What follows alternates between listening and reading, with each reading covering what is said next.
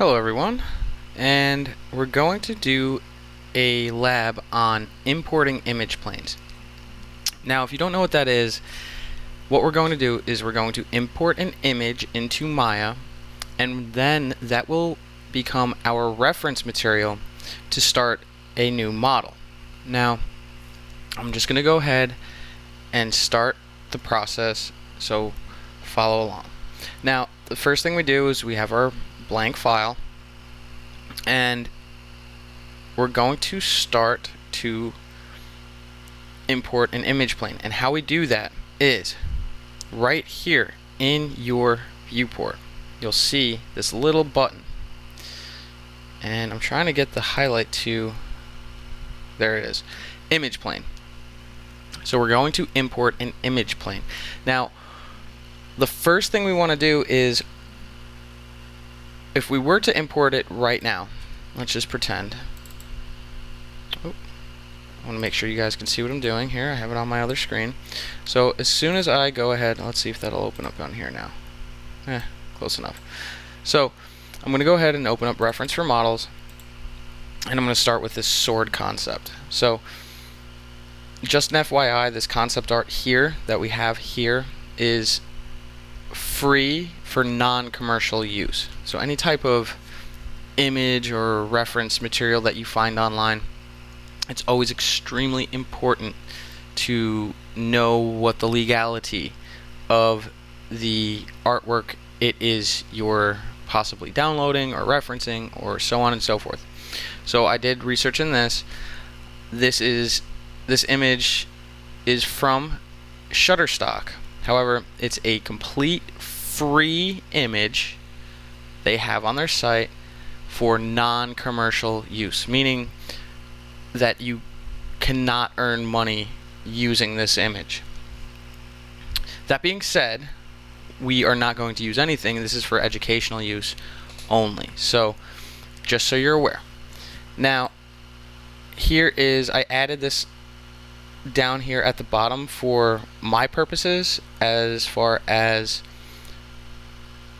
the licensing that I had read on it. And on this particular image that you see here, this is free for non-commercial use only. So I was able to download these totally free under the conditions that I'm not earning money on it, which I will not be. This is for educational purposes for you. So we're not using this to start selling objects online for games and things like that. This is simply for learning purposes. Now go ahead on your sword concept and open. Okay, now you see the image here, and it doesn't seem to be very helpful if I'm rotating around and I just have this image here. That isn't going to help us at all. So what I'm going to do is I'm going to switch viewports, and I'm going to open up my front Z viewport, and I'm going to go ahead, and just do on this little, I like to think of it as like a little Polaroid picture coming out of a camera, those old Polaroid cameras. I don't know if you remember. That's what the image itself reminds me of. So it's this little image plane button, and I'm going to click it in my front viewport, and I'm going to go ahead and do locate my image, and there we go. Now here it's much more useful. It's not just set on my screen. Here it's just, I can rotate around it. It doesn't follow every angle that I'm rotating around, because I only want it on this particular axis. Now let's just pretend I did have a side view concept art of this particular sword. I would go into, this is my front viewport, I would go into my side viewport, and then I would go ahead and import the same image plane. Sword concept, and open. Now here you'll notice I have my sword just like so. Now I want you to go ahead and I want you to import this same image on both front and side viewports.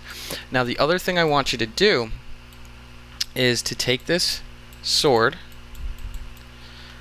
and I'm going to hold X, and you'll notice up here if I tap on the keyboard and hold X, what that does is it will snap this image to the grid. So if I hover over here, it should say snap to grids.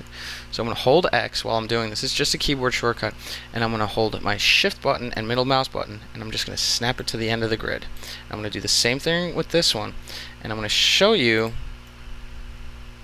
why I do that.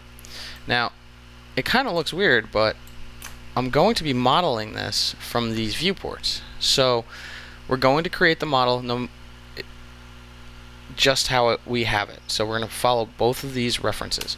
Now, when we get to it, when we get to the modeling aspect, make sure that you have your file set up just like this. Our front viewport and our side viewport, we're going to have the same image. Just for simplicity, we're just learning the software, so we don't need to get too complicated, and we're just going to go ahead and create a basic sword. Upon modeling this sword, we're going to expand and create more objects that are theme related to this particular reference. And this will be an ongoing project that we continue to work on until we get to our midterm project. So that being said, for this particular lab, all I'm looking for is that you imported the image planes correctly and snap them to the grid in these locations, holding X or turning on snap to grid, and your viewport should look like this. And you won't see anything in the top viewport. Maybe if you highlight it, yeah, you can see it if you highlight it, but other than that, it's snapped directly to the grid, these image planes, so we're not going to be able to see it. Now, again, these are orthographic viewports. If you remember, orthographic means it's a two-dimensional representation of our viewport in a 3D workspace. So when we model things according to blueprints or reference images, when we import the image planes, we always import them into our viewports, our orthographic viewports. This way we can model our two-dimensional object. We can model basically in a two-dimensional plane, and then we'll expand it in our perspective view to a three-dimensional object, and we'll get to that in the next video. Alright, so this is all I'm looking for to be submitted. Thanks for watching, and I hope you enjoyed importing image planes.